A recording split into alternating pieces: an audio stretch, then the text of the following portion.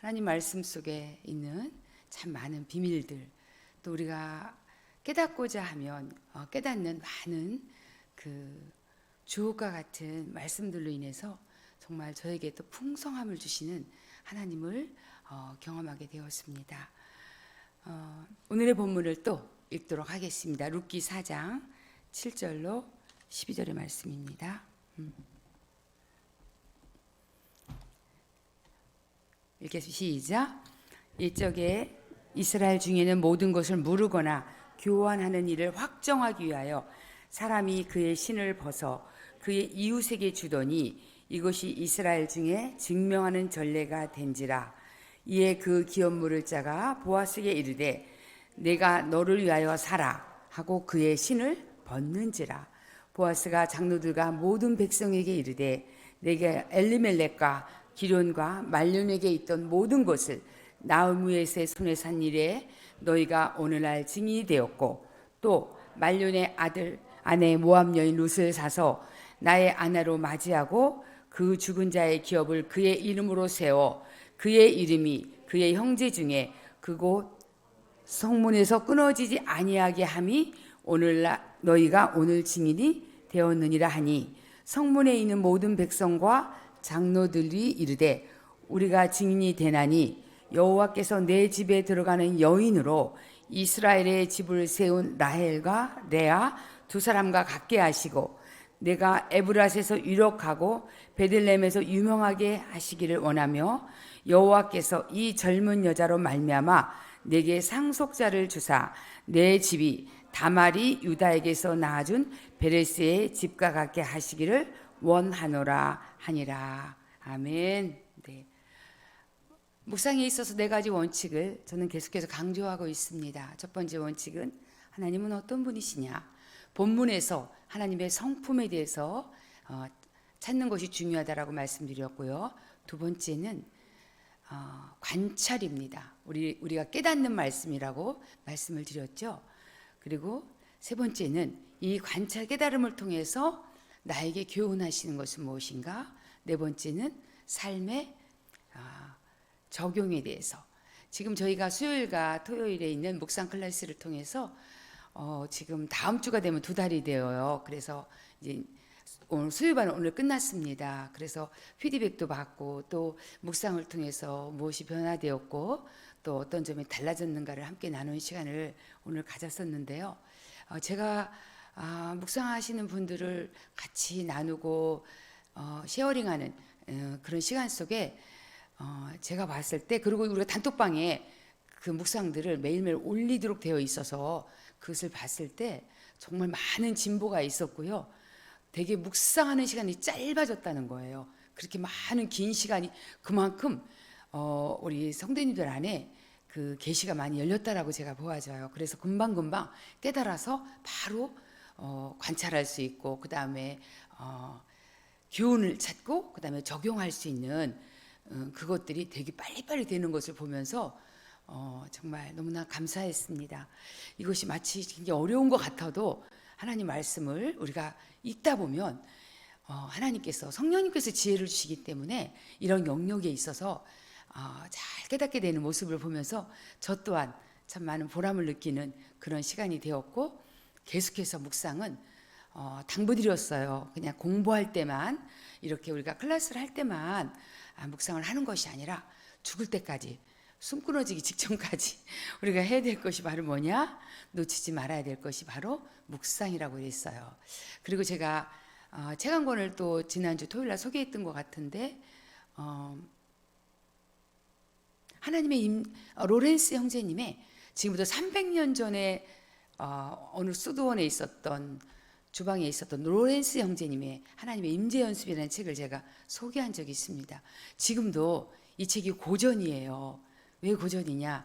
이분이 훌륭한 신학자가 쓴 책이라서 고전이 아니라 하나님의 임재 가운데 날마다 묵상하고 그분 안에서 역사하셨던 하나님, 느꼈던 하나님을 편지글로 누군가에게 보내줬을 때 이것이 지금 우리에게 책으로 나와서 가끔씩 읽어볼 수 있는, 하나님을 느끼고 싶을 때 읽어볼 수 있는 좋은 책이라고 제가 소개도 드렸습니다. 묵상하는 사람들은 이렇게 수도원 한 구석에서 주방 일을 했던 형제님이라 할지라도 오늘 세상 가운데서 우리에게 큰 영적인 도전을 주는 삶으로 우리에게 기록되어지고 남아있다라는 것입니다. 그래서 여러분의 삶 속에 다른 건 다 놓쳐도 우리가 묵상만큼은 절대로 놓치지 않는 여러분이 되었으면 좋겠습니다. 네, 오늘 본문 말씀을 보면서 하나님은 어떤 분이신가에 대해서 우리가 한번 찾아보겠습니다. 9절에서 루기 4장 9절에서 보아스가 장로들과 모든 백성에게 이르되 내가 엘리멜렉과 기론과 말론에게 있던 모든 것을 나오미의 산 일에 오늘날 너희가 오늘 증인이 되었구라고 했죠.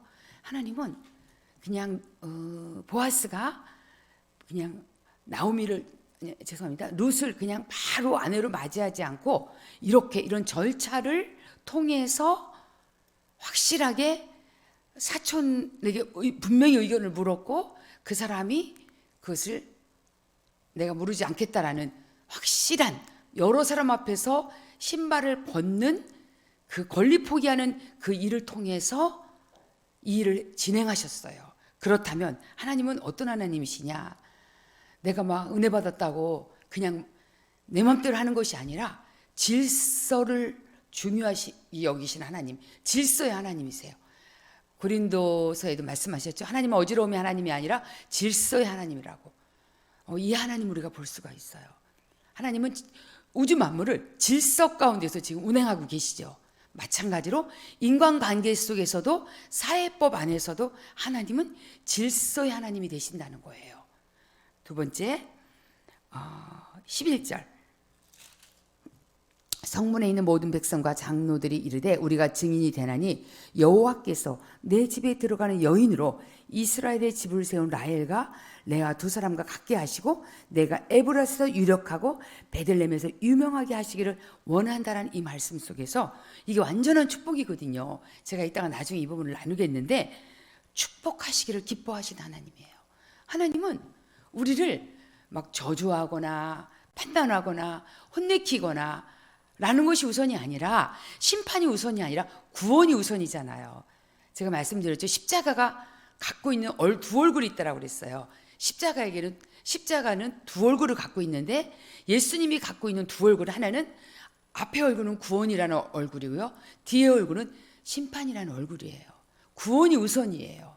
그런 것처럼 하나님은 우리가 잘못한 것에 대해서 책망하는 것보다 정말 우리를 축복하기를 원하시는 하나님인 거에 대해서 하나님의 성품 가운데 축복해 주기를 원하시는 성품이 있음에 대해서 나눴습니다. 보게 되었습니다. 자, 그 다음에 12절 여호와께서 이 젊은 여자로 말미암아 내게 상속자를 주사 내 집이 다말이 유다에게서 낳아준 베레스의 집과 같게 하시기를 원하노라. 여기서 여호와께서 상속자를 주사라고 했어요. 우리에게 상속자를 주기를 원하시는 하나님, 상속자를 주시는 하나님에 대해서 찾게 되었습니다. 자, 관찰을 보겠습니다. 7절 말씀 보겠습니다. 그의 신을 벗어. 네, 그 당시에 관습 중에 모든 것을 무르거나 교환하게 될 때 그것에 대해서 어떤 방법을 하냐면 신을 벗어서 벗는 거예요. 그 사람 앞에 신을 벗어 주는 거예요. 그러면 그것이 교환하는 하나의 방식이 되는 거예요. 그런 관습법에 따라서 보아스에게 이 아무개 씨가 그래 내가 물르지 않을게. 네가 그 집 거 다 물러. 네가 그 집 거 네가 알아서 다 해. 그렇게 하기 위해서 아무개 씨가 그 증거로 여러 사람들 앞에서 신을 벗은 거예요. 이거 확실한 거야. 일종의 인감도장 같이 이걸 찍어버리는 행동인 거예요. 이것이요. 여기서 신을 벗어라는 단어를 묵상했어요. 신을 번다는 게 무엇일까요? 권리를 포기하겠다는 거예요. 내 권리를 포기하겠다. 내가 그 사람의 기업에 대해서 물러주는 걸 내가 포기하겠다. 이 사람에게 포기하는 이유는 분명히 있어요. 제가 지난주에 나눴을 거예요. 자기 기업에 손해가 날까 봐, 내 재산이 축날까 봐 나는 그렇게 하지 않겠다 라고 라는 생각 때문에 이 사람이 신을 벗고 그 권리를 포기하겠다라고 했어요. 이거는 어떻게 보면 되게 이기적일 수도 있고 또 부정적 의미로도 볼 수 있지만 성경 속에 신을 벗는 아름다운 그림이 있습니다. 우리 한번 성경 찾아보겠습니다. 출애굽기 3장 5절입니다.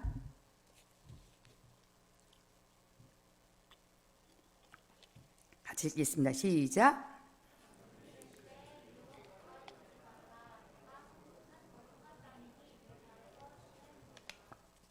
내 발에서 신을 벗으라. 이게 누가 누구에게 한 말이냐면요, 광야에서 40년 동안 방황했던 모세에게 한 떨기나무가 있는데, 떨기나무가 불이 붙었는데 타질 않는 거예요. 그냥 계속 불이 붙은 상태로 있는 거예요. 그때 한 음성이 들려요. 얼마나 여러분 그런 상황을 우리가 목격한다면 얼마나 여러분 신기해요. 그죠? 막 타서 사그러들어야 되는데 사그러들지 않는 거예요. 이거는 하나님의 거룩한 불이었어요. 모세가 하나님을 만나는 장면이었어요. 그때 하나님이 가까이 와 있는 모세에게 하셨던 하나님의 음성이었어요. 모세야, 이리로 가까이 오지 마라. 내가 선 곳은 거룩한 땅이니 내 신을 벗으라. 이것은 모세를 하나님이 부르시는, 네 신발을 벗어. 네 권리를 포기하고 네가 나의 부르심 앞에 있지 않겠니? 네가 헌신하지 않겠니? 네가 옳은 일에 사용되지 않겠니? 네가 나의 부르심 목적에 반응하지 않겠니? 라는 의미로서 신을 벗으라고 했어요. 권리 포기예요. 내가 이 세상에서 가지고 있었던 권리를 포기하고 하나님을 향하여, 주님을 향하여 내가 내 삶을 드려지는 의미를 갖고 있어요. 또 한 분이 계시죠. 누구일까요? 그것은 바로 예수 그리스도십니다. 예수님께서 하늘의 모든 권세를 다 갖고 계셨어요. 그분이 굳이 이 땅에 오실 이유가 없었어요. 그러나 하나님의 아들 예수 그리스도가 신을 벗습니다. 뭐 하기 위해서? 자신이 누릴 수 있는 모든 권리를 내려놓으시고 이 땅에 겸손하게 인간으로 오신 것입니다. 이것은 바로 예수님의 권리 포기인 거죠. 예수님이 자신의 권리를 포기함으로 인해서 우리에게 주어진 축복이 있다면 그것은 구원이라는 축복이 주어졌고, 모세가 그 부르심 앞에 순종함으로, 신을 벗음으로 이스라엘 백성을 애굽에서 구원해내는 그런 축복을 이스라엘 공동체에게 베푼 것입니다.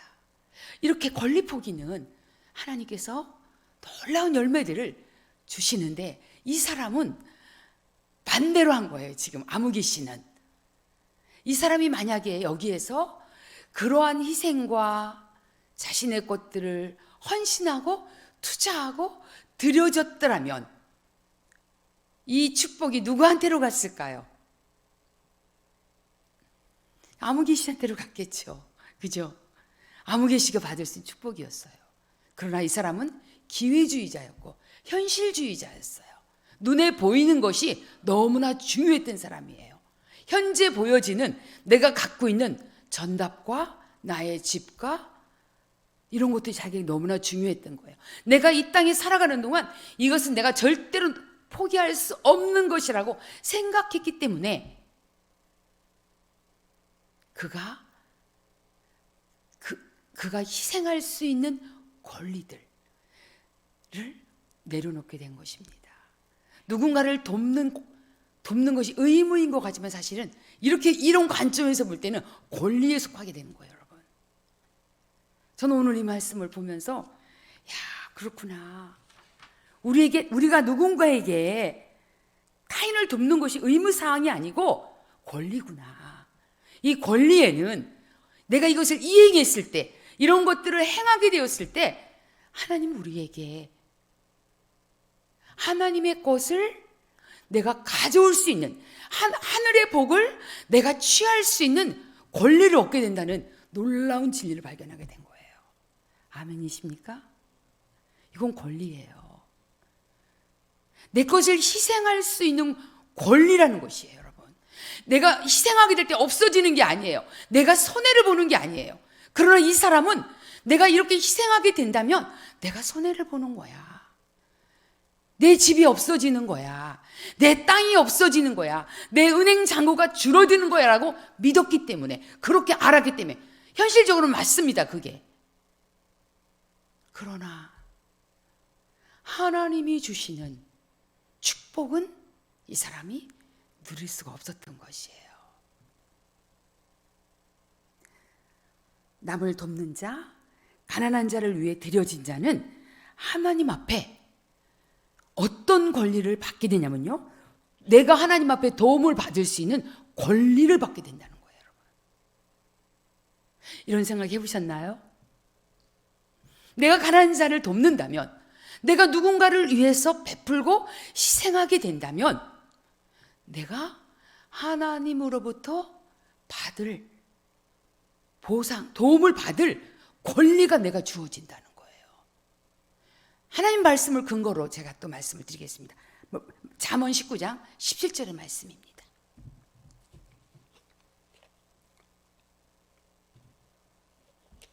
읽겠습니다. 시작.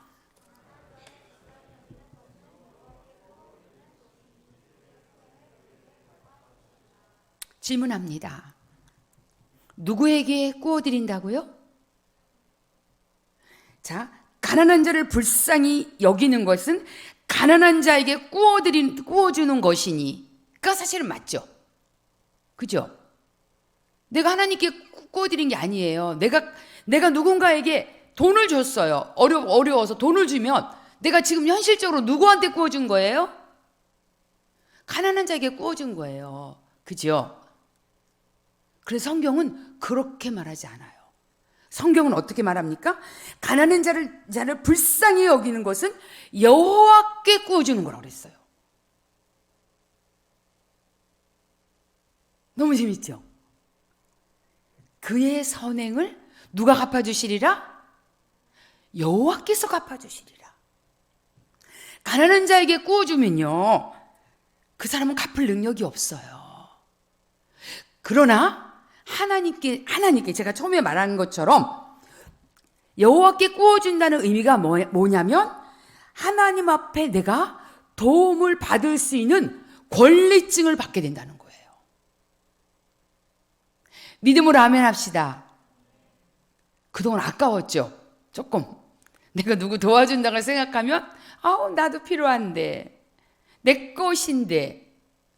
근데 이것이 그 사람에게 옮겨질 때, 이것이 그 사람에게 옮겨지는 것이 아니라 이것이 하나님께로 옮겨져서, 이것이 채무자가 누가 되냐면요, 하나님이 되는 거예요. 내가 채권자가 되는 거예요. 하나님이 빚쟁이가 되시는 거예요. 그래서 내가 하나님을 향해서 나중에 내가 이거를 돌려받을 권리가 있다는 거예요. 이 말씀이 그 말씀인 거예요. 권리증을 받게 되는 거예요. 얼마나 축복의 말씀입니까? 왜 하나님이 이렇게까지, 분명히 이 사람이, 당신이 하나님 언제 꿨어요? 꾸지 않았어, 하나님. 그런데 하나님이 스스로 채무자가 되겠다는 거예요. 네가 만약에 가난한 자를 돌본다면, 가난한 자를 도와준다면 그 빚은 갚을 의무가 하나님에게 있는 거예요. 내가 갚을 의무가 있다. 너 나한테 꿔준 거야. 여러분, 우리가 때때로 빚을 누군가에게 줬어요. 꿔줬어요. 이 세상에 살아가는 동안 100% 다 받을 수 있는 보장이 있나요? 없어요, 여러분. 그 사람이 내일 죽으면 우리 못 받아요. 그죠? 그 사람의 인생 속에 무슨 일을 하면 우리 받을 수가 없어요. 그런데 살아계신 하나님께 꿔드리면 받아야 안 받아요? 받습니다. 그분은요, 영원하신 분이기 때문에 받을 수 있는 거예요. 죽지도 아니하고 졸지도 않으시고 주무시지도 않는 분이시기 때문에 받을 수가 있는 거예요, 여러분. 이것만큼 확실한 전당포가 어디 있습니까? 너 나한테 빌려준 거야. 내가 너한테 빚진 거야. 그래요? 그럼 내가 하나님께로부터 받을 권리가 주어진다는 것입니다. 이 말씀이 여러분에게 축복이 되었으면 좋겠어요. 그동안 우리가 갖고 있었던 패러다임을 좀 바꿨으면 좋겠어요. 뭔가 교회에서든 아니면 밖에서든 내가 누군가를 도와줘야 될 때 이것이 부담이 아니라 내가 하나님을 채무자로 만들고 있구나 라는 생각을 한다면 이거는 100% 받습니다.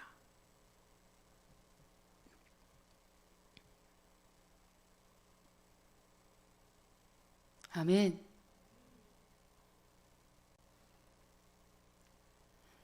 이것을 우리가 순종해 볼 때 어떤 일이 벌어질까요? 그런 일이 벌어져요. 여러분의 삶 속에 하나님의 보상이, 또한 여러분이 어려움을 겪을 때, 재앙이 있을 때 하나님 여러분에게 오세요.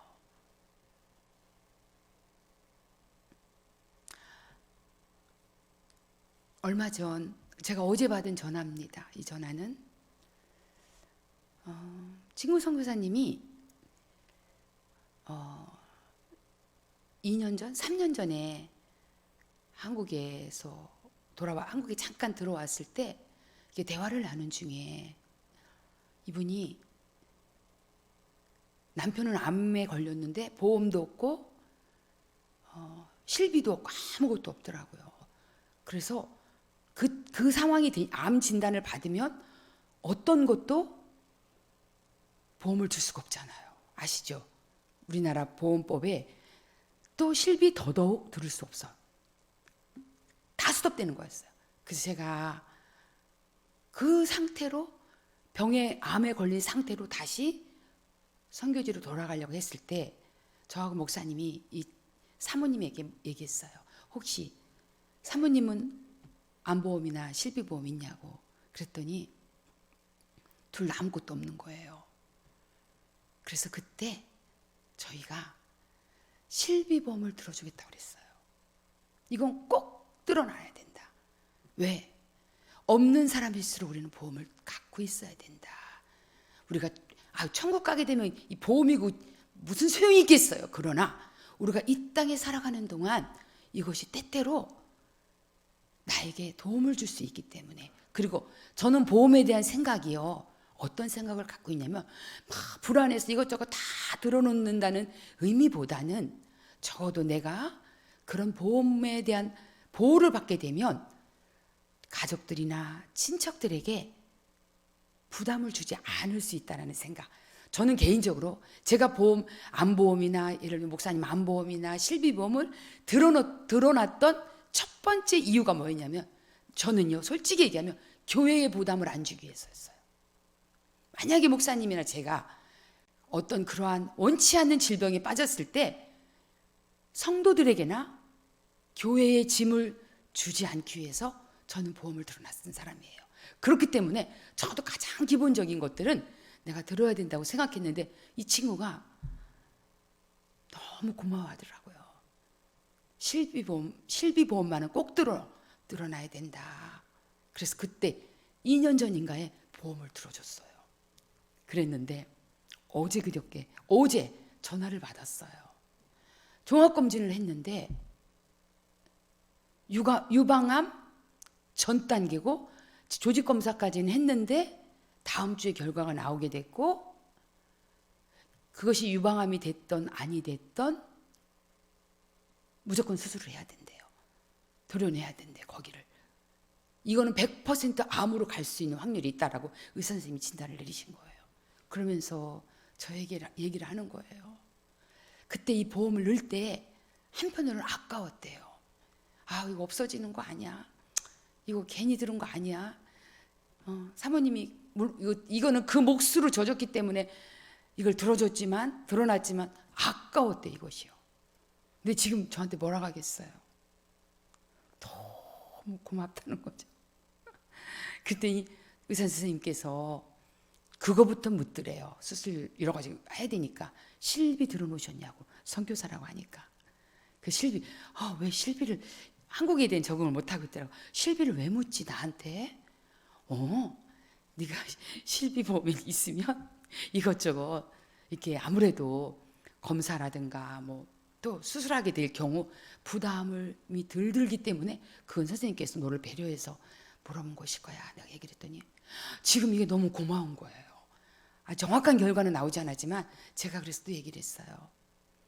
만약에 암으로 진단이 안 나오면 무조건 암보험 하나 들어놓고 가라고. 그러면서 저하고 목사님하고 그 전화를 받고 집으로 돌아오면서 정말 좋은 일 했구나. 정말 잘했다. 그 2년 전에 왔을 때 이렇게 한 것이 이 사람의 인생에 어쨌든, 왜냐하면 그분이 가지고 있는 재정이 없거든요. 한국에 돌아와도 집도 없는 상황이거든요. 얼마나 제가 하나님께 참 돌아오면서 마음이 아프면서도 감사하는 이렇게 시간을 갖게 되었어요.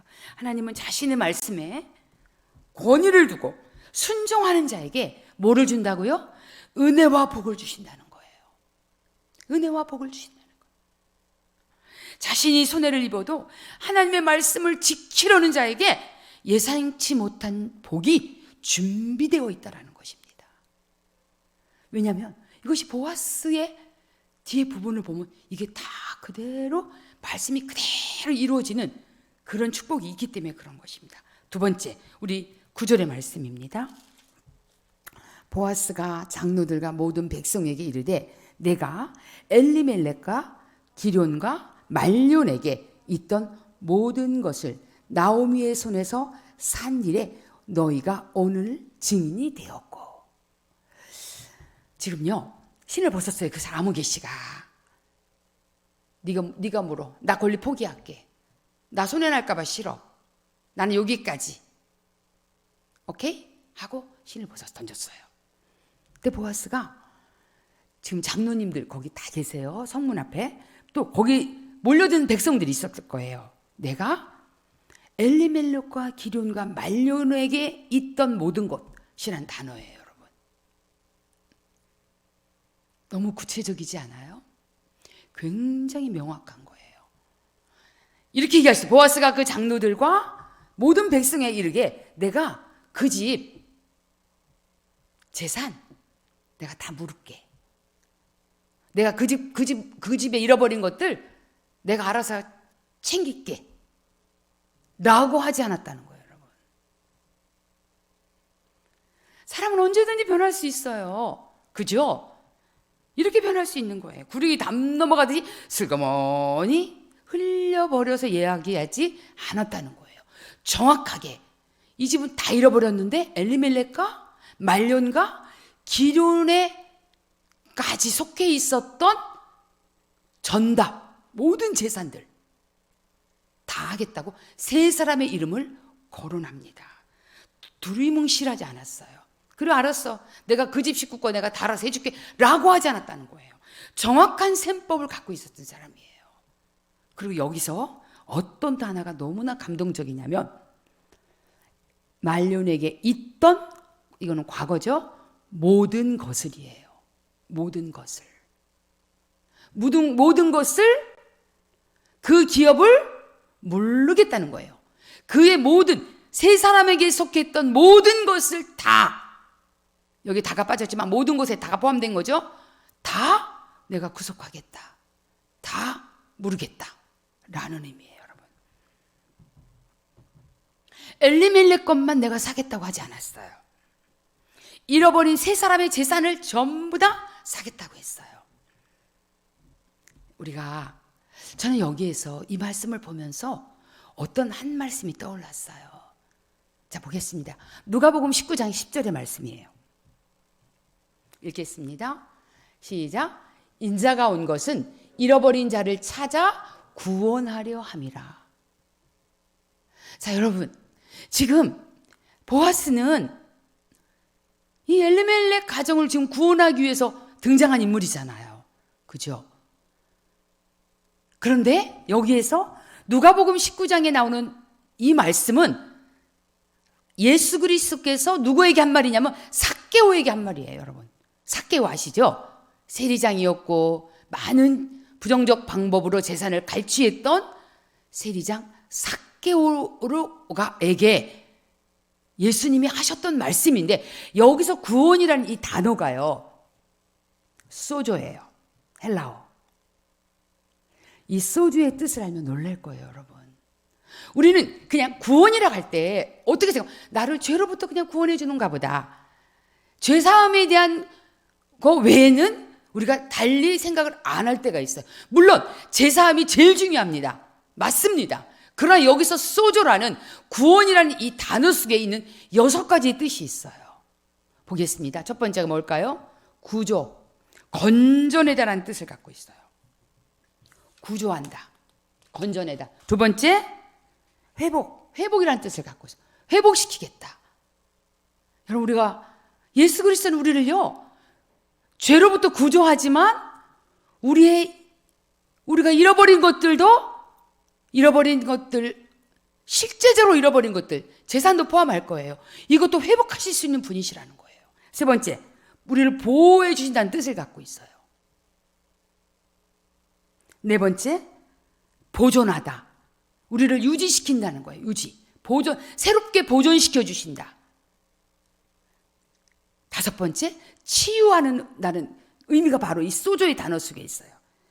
여섯 번째, 온전케 한다는 의미를 갖고 있어요. 여러분, 구원이라는 내가 삭개오에게 하셨던 이 단어가, 이 말씀이 이 6가지의 의미를 담고서 구원하시겠다는 거예요, 여러분. 그러면 지금 제가 여기서 말씀드렸던 엘리멜렉과 기련과 말론에게 있던 모든 것, 이것이 누가복음 19장에 나오는 예수님이 잃어버린 자를 찾아 구원하겠다는 말씀과 연결이 되는 거예요. 부분적으로 보상하지 않겠다, 부분적으로 기업을 물지 않겠다, 어떤 것은 되고 어떤 것은 되지 않겠다는 의미가 아니라 그의 모든 재산상과 모든 것들을 내가 다 회복하겠다는 의미인 거예요. 여러분, 놀랍지 않나요, 이 말씀이? 여러분, 제가 이 말씀을 던지는 이유가 있다면 이것이에요. 여러분, 그동안 예수님이 그냥 내 죄나 사해 주시는 그런 분이 거기에 한정 짓지 마시고, 예수님의 범위를, 예수님이 우리에게 해주실 수 있는 것이 6가지의 의미를 담고 있다고 생각할 때, 여러분 이것을 놓고 기도해야 될 필요가 있다는 거예요. 이것에 대해서 하나님, 권리를 나에게 주십시오. 이 권리를, 회복에 대한 권리를, 보존에 대한 권리를, 구조에 대한 권리를, 보호에 대한 권리를, 온전케 함에 대한 권리를, 치유에 대한 권리를. 제가 몸이 아파요. 예수님, 구원하신다 했잖아요. 저희를 이 병으로부터 구원해 주시옵소서. 제가 마음이 상해요. 회복시켜 주신다고 그랬잖아요. 회복시켜 주세요. 예수님, 제가 재산의 많은 부분을 손해놨어요. 예수님, 이 부분을 회복시켜 주시옵소서. 예수님, 저를 보호하여 주십시오. 이 6가지 기능을 여러분 예수님 앞에 나아가서 우리가 기도할 수 있다는 거예요. 권리를 주장할 수 있다는 거예요. 왜? 그분이 십자가에서 이걸 완성시켰기 때문에 우리는 이제 믿는 우리로서는 우리 예수님께 이것을 요청할 수 있는 당당한 권리가 주어질 수 있다는 거예요, 여러분. 아멘. 구원의 의미가 얼마나 놀랐습니까? 그냥 예수님이 그냥 겨우 우리 죄나 용서해 주시고, 잘못하면 그냥 또 좀 혼내키셨다가, 그 의미가 아니라 전인적인 의미에서 놀라운 구원의 의미가 소조라는 단어 속에 있다라는 거예요. 내가 잃어버린 자를 찾아 소조하기 위함이다. 누구한테? 이 말을 삭개오에게 한 거예요. 근데 삭개오한테만 했나요? 오늘 이 말씀을 듣고 있는 저와 여러분에게도 내가 너에게서 잃어버린 게 뭐니? 내가 그것을 소조하겠다. 내가 건져내겠다, 구원하겠다, 회복시켜주겠다, 치유해주겠다.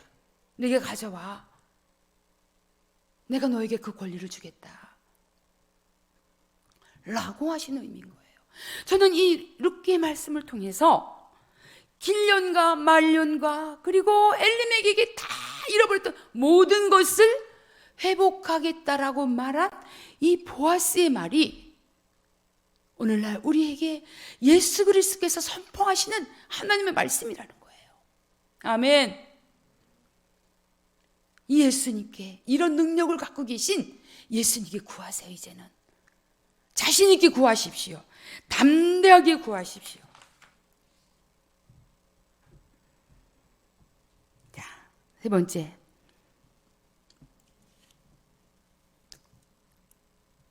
10절 말씀입니다. 또 말론의 아내 모압 여인 룻을 사서 나의 아내로 맞이하고 그 죽은 자의 기업을 그의 이름으로 세워 그의 이름이 그의 형제중과 그곳 성문에서 끊어지지 아니하게 하매. 자신이 그렇게 하겠다는 거예요. 지금 엘리멜렉 가문을 잊게 하겠다는 거예요. 오늘 너희가 오늘 증인이 되었느니라. 보아스가 이런 마음을 가진 자예요. 내가 그의 아내를, 내가 룻을 아내로 삼아서 내 기업을 잇겠다는 게 아니에요. 그의 이름으로.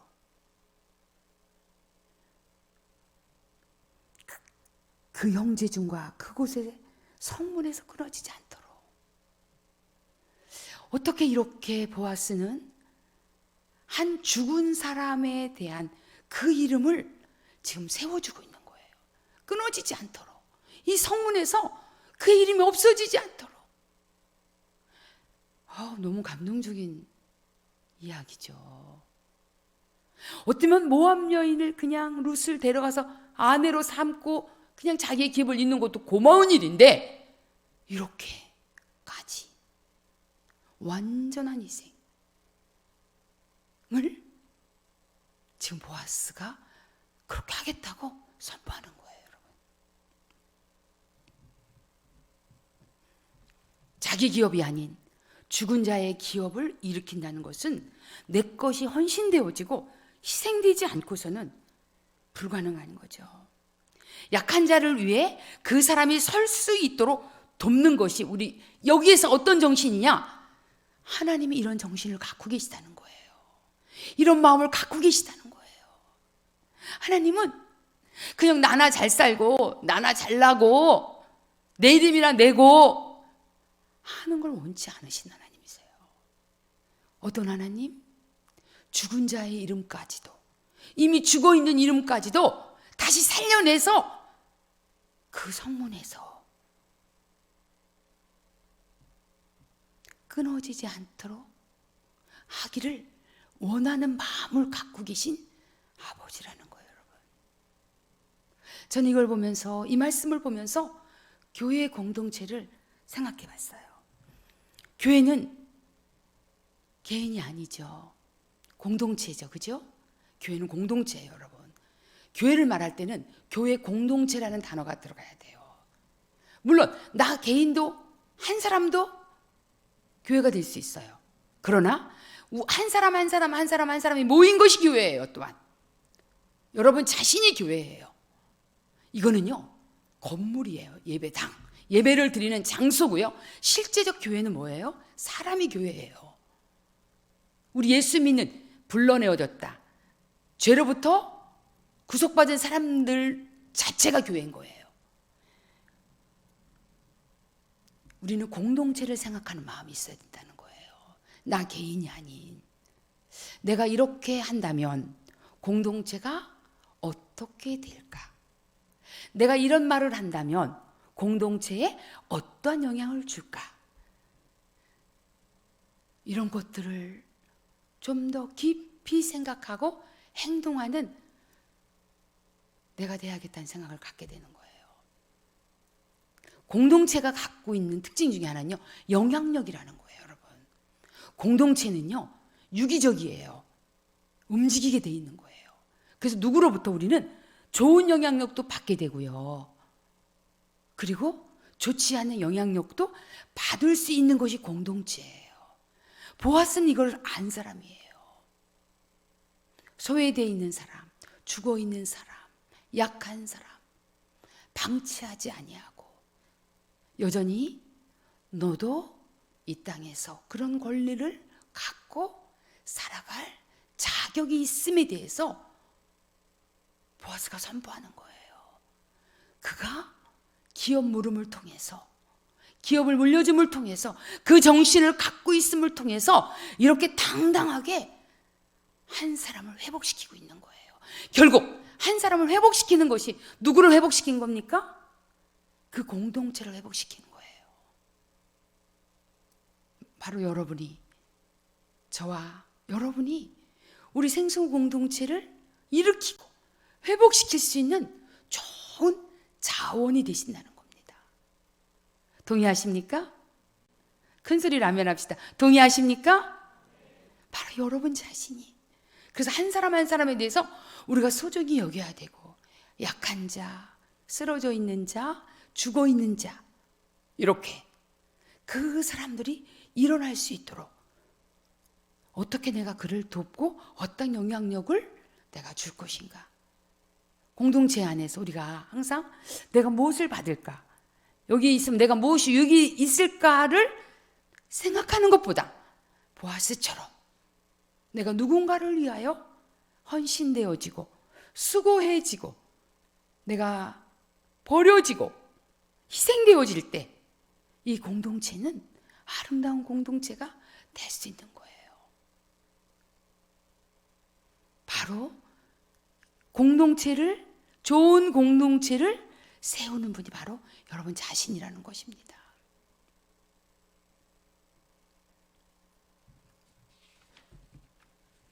연약한 자, 병든 자가 있다는 게 중요한 게 아니라 이들을 일으켜 세워줄 자가 일어나는 것이 중요해요. 어느 공동체가든 다 연약한 자가 다 있어요. 하나님은 가난한 자가 없기를 원하지만 하나님은 또 신명기에 보면 가난한 자를 항상 있게 한다고 하셨어요. 왜? 그들을 통해 우리에게 또 섬길 수 있는 하나님이 그런 기회를 주시기 위함이에요. 네 번째, 11절입니다. 성문에 있는 모든 백성과 장로들, 같이 읽겠습니다. 시작. 성문에 있는 모든 백성과 장로들이 이르되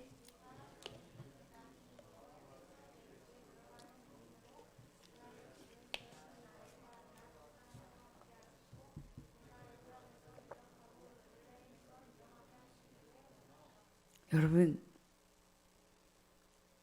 정말 너무나 감격적인 단어 하나를 발견했어요. 이 말씀을 묵상하며 가만히 제가 이 말씀을 들여다보는데 한 단어가 감격스럽게 들어왔어요. 그 단어가 뭐냐면요, 한번 여러분 찾아보실 수 있겠어요? 눈치챌 수 있을까요? 이 단어 속에서? 이 문장 속에서?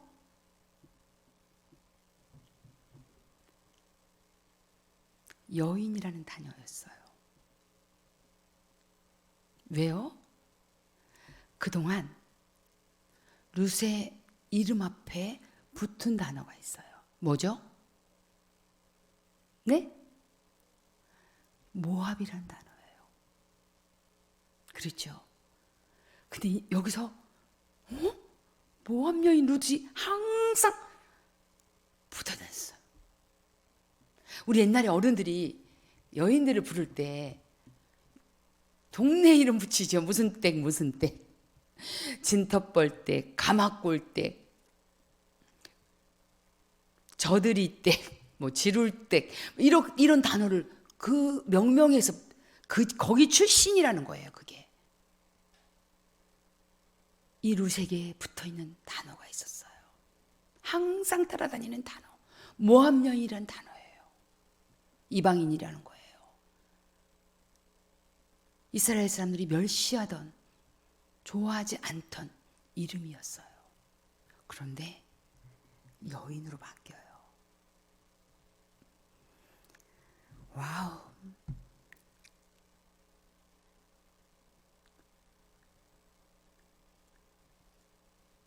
누가 그렇게 불러줬을까요? 보아스가? 아니요. 성문에 있는 모든 백성과 장로들이 이르되, 지금 에브라시라는 베들레헴 땅에 속해 있는 사람들이 이제는 모압이라는 여인에서 모압 사람이라는 것에서 여인으로 바뀝니다. 정체성을 바꿔버려요. 누구랑 결혼하게 되니까? 보아스랑 결혼하니까 이렇게 바뀌어요. 신분 상승이 어디로 가냐면요, 여기서 끝나는 게 아니에요. 여러분 보세요. 이 여인이라는 이 단어 속에 그 다음에는 어디까지 올라가냐면, 이스라엘 집을 세운 라헬과 레아 두 사람과 같게라는 단어예요. 여러분, 같게 하시며. 지금 모압 여인인데 감히 지금 라헬과 레아가 누구예요? 야곱의 두 부인 이름 아니에요. 여러분, 야곱의 이름 바뀐 이름이 뭐예요? 이스라엘이에요. 이스라엘이라는 이름이 나중에 국가의 이름으로 돼버려요. 왜? 이스라엘의 12아들이 레아와 라헬과 비라와 실바 4명의 여인에게서 태어나잖아. 그 나머지는 다 종들이었고, 두 여인, 대표적인 두 여인, 라헬과 레아라는 여인이었어요. 지금 말하면 영부인이에요. 여러분, 영부인. 영부인급 아니에요? 여러분, 성경을 보시면서 이게 보여야 돼요. 여러분, 이게. 아니, 지금 이스라엘 나라가 지금 사사기 시대에는 벌써 이스라엘 민족이 돼서 이스라엘 12지파까지 다 나눠졌던, 그 이스라엘의 12명의 아들이 12지파가 되어서 땅이 분배되었던 그 시대 이야기예요. 여러분. 그런데 그 사람들이 레아와 라헬을 모르겠어요? 이스라엘의 부인 이름을 모르겠어요? 자기 국가적 상징인 조상을 모르겠냐고요. 여러분. 그런데 누구처럼 갖게 된다고요? 모압이라는 여인의 사람에서 여인으로 바뀌고, 여인에서 레아와 라헬과 갖게 되는 동급으로 지금 승급이 돼버렸어요. 하나님을, 어머니를 위해서 자신의 모든 권리를 다 포기한, 그야말로 신을 벗었던 이 한 여인, 이 모압 여인이 지금 보아스와 결혼함을 통해 모압 여인은 이름이 띄어지고 여인이 되고, 라헬과 레아의 반열에 올라가게 돼버린 거예요. 신분 상승입니다. 하나님은 이렇게 하실 수 있는 분이세요. 여러분, 여기서 우리가 뭘 느낄 수 있어요? 그 사람이 어떻게 태어났냐가 중요한 게 아니에요. 그죠? 그 사람이 흙수저로 태어났냐 아니면 금수저로 태어났냐가 중요한 게 아니에요. 적어도 사사기 속에 있는 이 룻기를 볼 때에 이 여인이 어디서 태어난 것이 중요한 게 아니고, 이 사람이 무엇을 선택했냐가 중요한 거예요. 하나님 말씀을 선택했고, 하나님 백성이 되는 걸 선택했고, 그 땅에서 죽기로 결정했던 그의 선택에 대해서 하나님이 이렇게 이 여인에게 보상해주고 있는 거예요. 여러분, 우리 하나님 믿을만 하십니까? 하나님께 지금 우리 인생을 걸만합니까? 이 룻을 통해서 우리에게 하나님이 우리에게 이걸 말해주고 싶은 거예요. 네가 흙수저로 태어나도 괜찮다. 네가 모압 여인으로 태어났어도 괜찮다.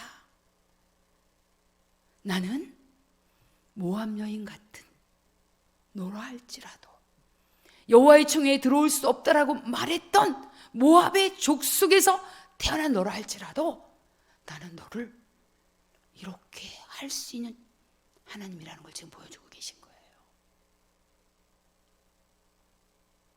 하나님을 선택한 하나님을 위해서 신을 벗은 그 희생에 대해서 가치 있게 여겼던 그 가치를 소중하게 붙들었던 사람들을 향하여 우리 하나님은 결코 버리지 않는다는 거예요. 이게 지금 말해주고 싶은 거예요.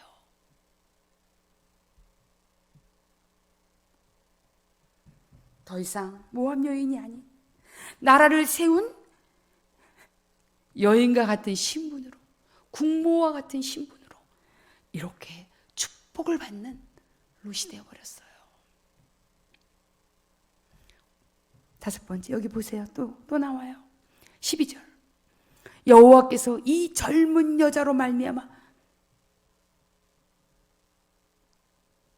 젊은 여자로 말미암아. 모압 소리가 쏙 빠졌죠. 젊은 여자로 말미암아 내게 상속자를 주자. 내 집이 다말이 유다에게 낳아준 베레스의 집과 같게 하시기를 원하노라. 아니라 젊은 여자로 말미암아 더 이상 그는 모압 여인이 아닙니다. 이방 여인도 아니고 저주받은 여인도 아니고 하나님의 축복을 받은 정체성을 가진 여자로 하나님 이제는 불러주세요. 여러분, 우리 하나님이 여러분을 어떻게 불러주기 원하시나요?